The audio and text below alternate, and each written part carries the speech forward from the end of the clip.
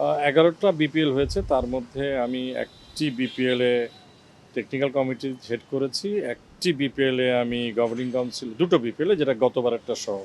এর বাইরে আমি কোনো বিপিএলে গভর্নিং কাউন্সিলে ছিলাম না। বাট সবচেয়ে বড় যেটা ছিলাম যে আমি 2টা বিপিএলের এনকোয়ারি কমিটিতে ছিলাম। ক্লিন যে কটা দল পাবো সেই কটা নিয়ে আমরা করব। এটা এটা আমাদের একটা মূল চিন্তাধারা।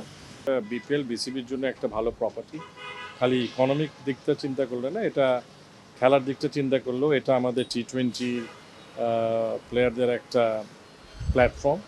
না, এটা সঠিক নয়। টার্ফগুলো আমরা সবগুলো ইনডোরের জন্য এনেছি। আপনারা জানেন এই সবগুলো ইনডোর চট্টগ্রামটা পরে রিনোভেটেড হয়েছে, নতুন করে বানিয়েছে, বা এই ইনডোরগুলো 2004 সালে হয়েছে। আমাদের মার্কেটিং, মিডিয়া কমিউনিকেশন, যে মার্কেটিংটা এনাম দেখছে। অলরেডি পত্রপত্রিকায় এই গ্লোবাল মিডিয়া রাইটসের টেন্ডার বেরিয়েছে। এটা আগামী মাসের মনে হয় 10 তারিখের দিকে এটা খোলা হবে। তারপর একটা সিদ্ধান্ত হবে। কেমন রেসপন্স পাচ্ছেন? এটা তো এখনও বোঝার সময় নেই, কারণ টেন্ডার প্রক্রিয়ায় আমরা টেন্ডার ক্রয়ের ব্যাপারে কোনো প্রাইস রাখিনি। So people, anybody can buy. Global market is very soft, এটা সবাইকে মানতে হবে। আর এখন বিশ্বের বাজারে যেভাবে যুদ্ধ চলছে তাতে তো বাজার আরও মন্দা। সেই জন্য আমরা এটাকে বিভিন্ন পর্যায়ে এটাকে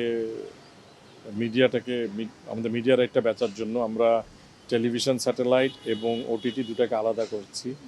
গ্লোবাল করতে পারবে কেউ, খালি বাংলাদেশের জন্য করতে পারবে কেউ, কালো ক্যারিবিয়ানের জন্য করতে, এটাকে অনেক বিভক্ত করা হয়েছে just to bring more players on the table. 11টা বিপিএল হয়েছে। তার মধ্যে আমি একটি বিপিএলে টেকনিক্যাল কমিটি হেড করেছি। একটি বিপিএলে আমি গভর্নিং কাউন্সিল, দুটো বিপিএলে, যেটা গতবারেরটা সহ।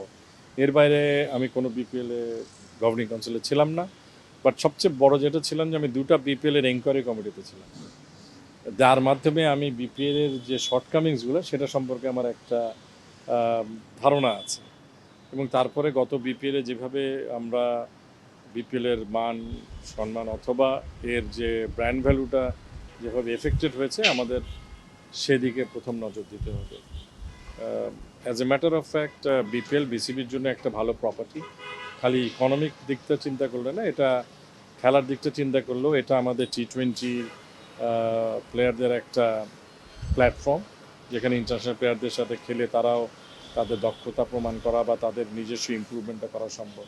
সুতরাং এটার যেহেতু দুদিক থেকে এটার একটা ইম্পর্টেন্স বিসিবির জন্য রয়েছে, সেই বিপিএলটার প্রথম যেটা করতে হবে, এটার স্বচ্ছতা এবং এটার ক্লিনিনেস, ট্রান্সপারেন্সি করতে হবে, যাতে এটার উপরে বিশ্বের এবং যারা এটাতে সাথে জড়িত সকলের যেন একটা মানসিকভাবে এটাকে স্বীকৃতি পায় যে এটার মধ্যে স্বচ্ছতা রয়েছে।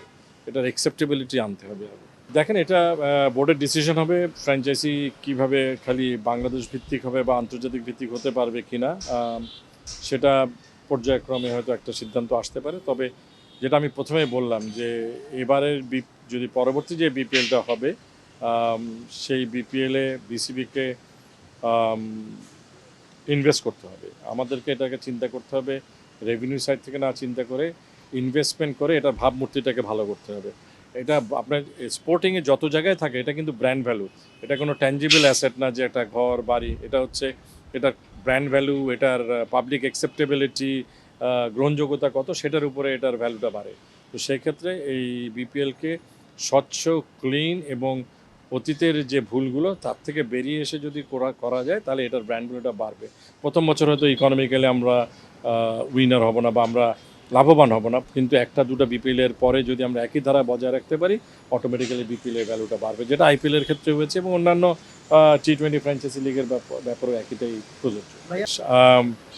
দোষটা যদি আমি একক ফ্র্যাঞ্চাইজিকে দিই সেটা ঠিক হবে না, দোষটা আমাদেরও রয়েছে। আমরা যখন নিয়ন্ত্রক সংস্থা, এখন আমরা যেভাবে সিদ্ধান্ত নেব, সেই সিদ্ধান্তের মধ্যেও স্বচ্ছতা থাকতে হবে। তো সেটা হলে, তো এখানে যেটা হবে যে বিপিএলে যেটা হয়ে আসছে বা হচ্ছে, সেটা হলো যে দল, যারা ফ্র্যাঞ্চাইজি এবং আমরা যারা সংস্থা যারা এটা নিয়ন্ত্রণ করছে তাদের মধ্যে আমার কাছে মনে হচ্ছে একটা বড় পার্থক্য রয়েছে, ফারাক রয়ে গেছে। সেই গ্যাপটাকে কমাতে হবে এবং আমরা সকলেই কিন্তু একটা ইভেন্টের দাবিদার। এখানে ফ্র্যাঞ্চাইজি হবে, আমরা হব, আম্পায়ার থাকবে, যারা পরিচালনা করবে তারা থাকবে, বাট সবাইকে আমরা একটা প্ল্যাটফর্মে আনতে হবে এবং সবাই একসাথে কাজ করতে হবে। আমরা কেউ কারো প্রতিপক্ষ যাতে না থাকি।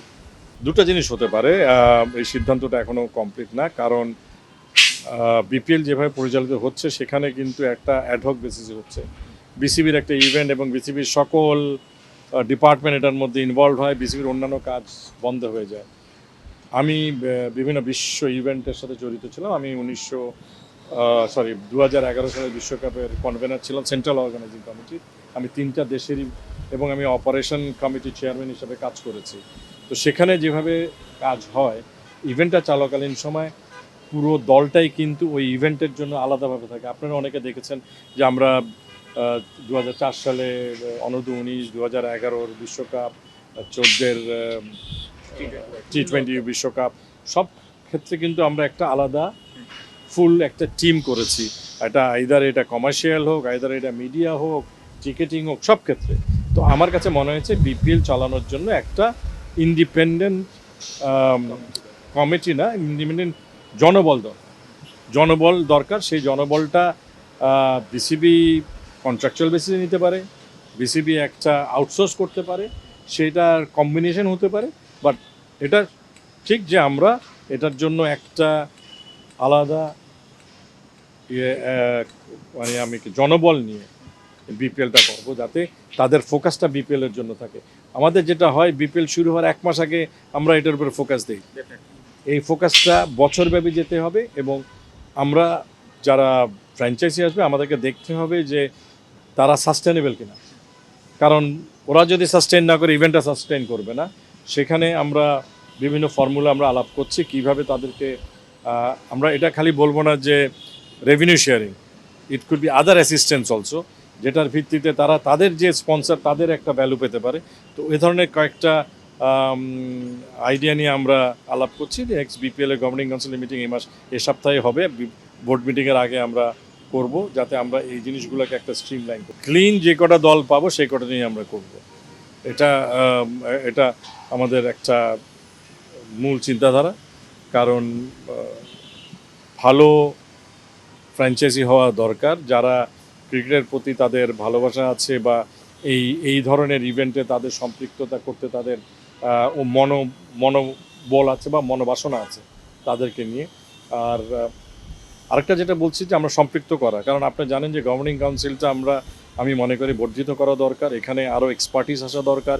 ইট could be legal expertise, commercial expertise, financial expertise, এবং ফ্র্যাঞ্চাইজির থেকেও একটা রিপ্রেজেন্টেশন থাকা দরকার, কারণ উই আর অল টুগেদার।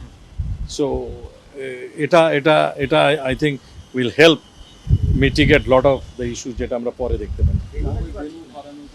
ভেন্যুটা আপনি জানেন যে আমরা যদি বিপিএল করতে চাই, এটা অ্যাটলিস্ট ইন্টারন্যাশনাল লেভেলের মিনিমাম ভেন্যু রিকোয়ারমেন্টটা মিট করতে হবে, বিকজ ফ্র্যাঞ্চাইজি লিগগুলা আপনার বাইলেটারাল এবং ইন্টারন্যাশনাল লিগের প্রায় সমতুল্য হিসেবে ধরা হয়।